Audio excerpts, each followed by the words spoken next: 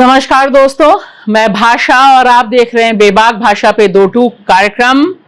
लाख टके का एक सवाल कि जिस देश में गैंग रेप के आरोपी आजाद घूम रहे हों, यौन शोषण करने वाला शख्स अपना दबदबा बता रहा हो, अपने बेटे को भारतीय जनता पार्टी का सांसद बना रहा हो और किसानों को अन्नदाता कहने वाली मोदी सरकार जब अन्नदाता देश की राजधानी दिल्ली की तरफ आए तब उस पर लाठियां और आंसू गैस छोड़ रही हो, तब क्या सवाल उठने चाहिए देश की संसद के भीतर।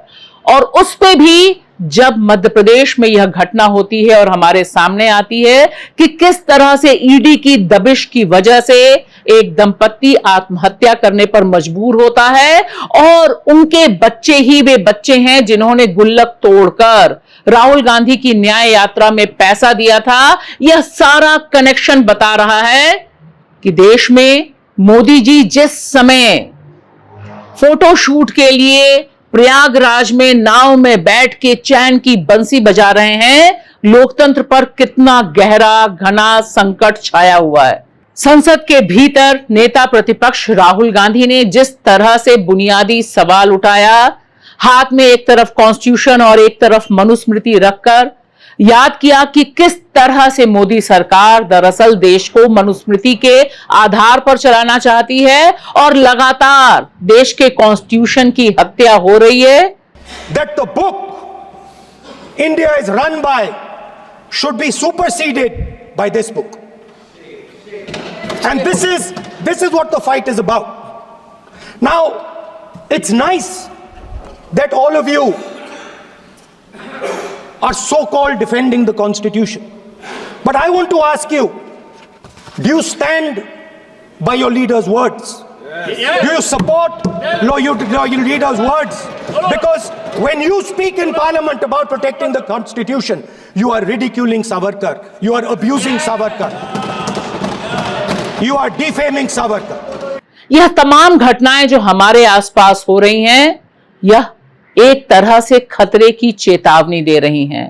और निश्चित तौर पर जब राहुल गांधी संसद के भीतर हाथरस की बेटी का जिक्र करते हैं और बताते हैं कि किस तरह से इतने साल बीत जाने के बाद भी आज तक उस परिवार को न्याय नहीं मिल पाया है, किस तरह से उसे रिहैबिलिटेट नहीं कर पाए हैं सरकार, तब एक बहुत बड़ा सवाल उठता है महिला सुरक्षा को लेकर। हाथरस में 4 साल पहले एक लड़की का बलात्कार होता है। 3 दिन पहले उस लड़की के परिवार के घर में गया। जिन्होंने गैंग रेप किया वो बाहर घूम रहे हैं और लड़की का परिवार अपने घर में बंद है। लड़की का परिवार बाहर नहीं जा सकता है। जो अपराधी हैं वो उनको रोज धमकाते हैं और वो बाहर घूमते हैं। बेटी का जो अंतिम संस्कार था वो भी नहीं करने दिया और चीफ मिनिस्टर ने इसके बारे में खुलकर मीडिया में झूठ बोला है। ये कॉन्स्टिट्यूशन में कहां लिखा है? ये कॉन्स्टिट्यूशन में कहां लिखा है कि जो बलात्कार करते हैं वो बाहर रहे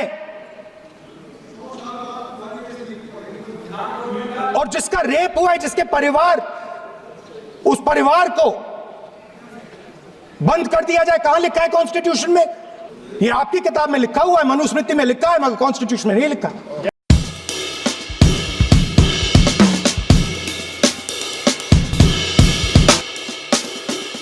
सवाल सिर्फ मनरेगा का नहीं है, सवाल सिर्फ किसानों का नहीं है, सवाल सिर्फ नौकरी का नहीं है, सवाल पूरे सिस्टम के कोलैप्स होने का है, जिसकी दर्दनाक दास्तान मध्य प्रदेश के इस परिवार के इतने ट्रैजिक अंत से सामने आई है कि आखिर किस तरह से ईडी दबिश डालती है इस परिवार के ऊपर।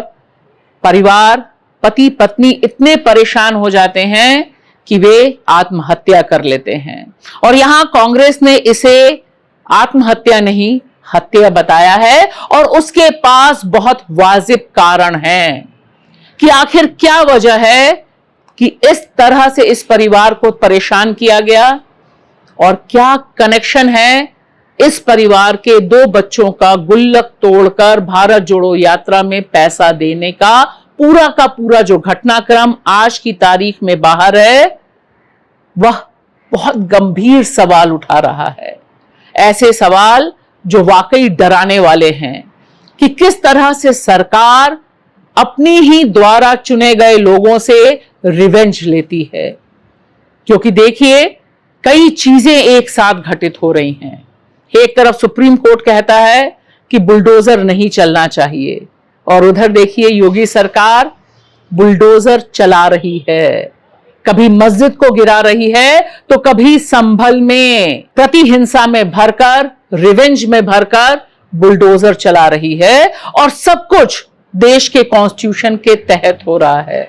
और जिस समय देश में यह चल रहा है, ये सारे सवालों पर सुलगती हुई बहस संसद के भीतर और संसद के बाहर चल रही है, उस समय देखिए देश के प्रधानमंत्री का यह नौकायाटन, किस तरह से वो लुत्फ उठा रहे हैं, और किस तरह से कैमरा है, टीम है, सारी दुनिया में आनंद ही आनंद छाया हुआ है। मोदी जी से लोग सवाल पूछ रहे हैं कि कितने करोड़ रुपए में ये जो फोटो शूट्स होते हैं, इससे क्या उनकी छवि जनता के तमाम दुख दर्दों को सुनने वाले प्रधानमंत्री के तौर पर हो पाएगी? यह एक बड़ा सवाल है, क्योंकि आज की तारीख में भी लोग याद रखते हैं कि जब रोम जल रहा था तब नीरो बांसुरी बजा रहा था। शुक्रिया।